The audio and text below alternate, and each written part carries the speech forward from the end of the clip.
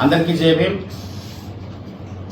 ఈరోజు శ్రీకాకుళం జిల్లాలో Ambedkar India mission తరఫున పత్రికా సమావేశం ఏర్పాటు చేయడం జరిగింది. ఈ పత్రికా సమావేశం ముఖ్య ఉద్దేశం ఏంటంటే,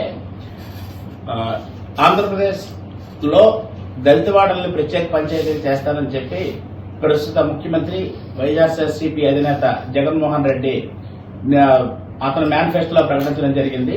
అది దళితులకి రాజ్యాధికారమే కావాలని చెప్పి అంబేద్కర్ ఇండియా మిషన్ తరఫున మేము గత 8 సంవత్సరాలుగా పోరాటం సాగిస్తున్నాం. రాష్ట్రంలో దళితులే పాలించుకోవాలి, దళితవాడు ప్రత్యేక పంచాయతీలు కావాలని చెప్పి ఆంధ్రప్రదేశ్ రాష్ట్రంలో 13 జిల్లాల్లో కూడా మేము కమిటీలు వేసుకొని గ్రామాన తిరుగుతూ దళితులను చైతన్యవంతులు చేస్తూ అనేక కార్యక్రమాలు చేశాం. మా పోరాట ఫలితంగా జగన్మోహన్ రెడ్డి గారు అతను మేనిఫెస్టోలో పెట్టి దళితులను ప్రత్యేక పంచాయతీలు చేస్తానని చెప్పడం సుపరిణామంగా తీసుకొని అంబేద్కర్ ఇండియా మిషన్ లో ఉన్న నాయకులు కార్యకర్తలు అందరూ కలిపి నిన్న రాష్ట్రం మొత్తం కలిపి జగన్మోహన్ రెడ్డి శుభాకాంక్షలు తెలపడం జరిగింది. అది ఏదో తప్పుగా భావించి మా దళిత ద్రోహి అయిన వర్ల రామయ్య వారాల అబ్బాయి టీడీపీలో ముఖ్య పాత్ర పోషిస్తుంటాడు. ఆయన ప్రతిరోజు ఏం మాట్లాడుతాడో ఆయనకే తెలియదు.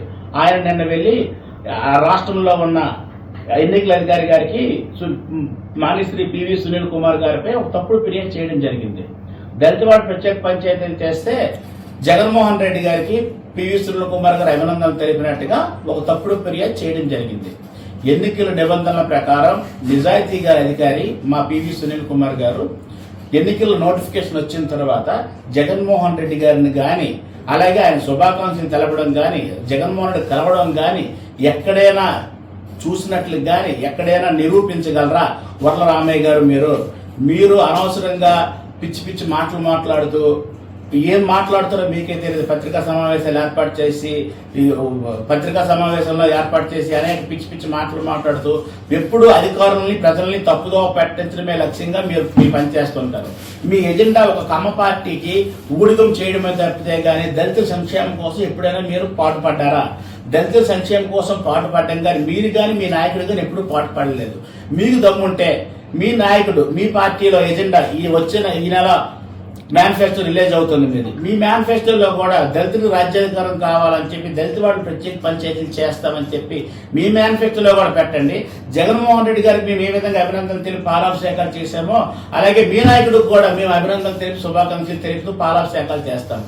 మీరు రాష్ట్రంలోనే ఉంటున్నారు కనుక రాష్ట్రంలో ఏం ప్రభావం ఎంతో మీకు అర్థమైంది. ఆ ప్రభావాన్ని చూసి ఏం చేస్తుందో, ఎవరికి సపోర్ట్ చేసేస్తుందో, ఎవరికి మద్దతు ఇస్తుందో అని చెప్పి మీరు భయపడిపోయి మా నాయకుడి మీద మీరు ఈ విధంగా ఎన్నికల కమిషన్ ఫిర్యాదు చేయడం దళిత సమాజం ఎవరు ఊరుకోరు.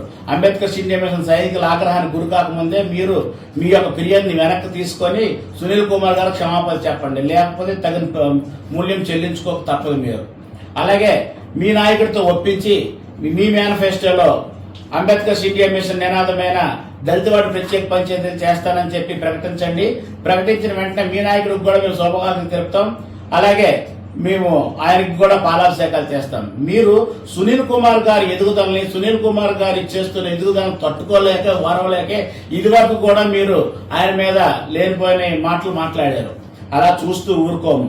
ఇదే లాస్ట్ అండ్ ఫైనల్ వార్నింగ్. ఇంకొకసారి మీరు గాని మీ పార్టీ నాయకులు గాని మీ రాజకీయ ప్రయోజనాల కోసం ఏ ప్రయోజనం ఆశించకుండా దళితవాళ్ళు ప్రత్యేక పంచాయతీలు చేయాలి అని చెప్పి దళితులను రాజ్యాధికారానికి తీసుకురావాలని చెప్పి ఏ స్వార్థమూ లేకుండా కష్టపడుతున్న మా పివి సునీల్ కుమార్ పై బురద జల్లితే ఊరుకునేది లేదు.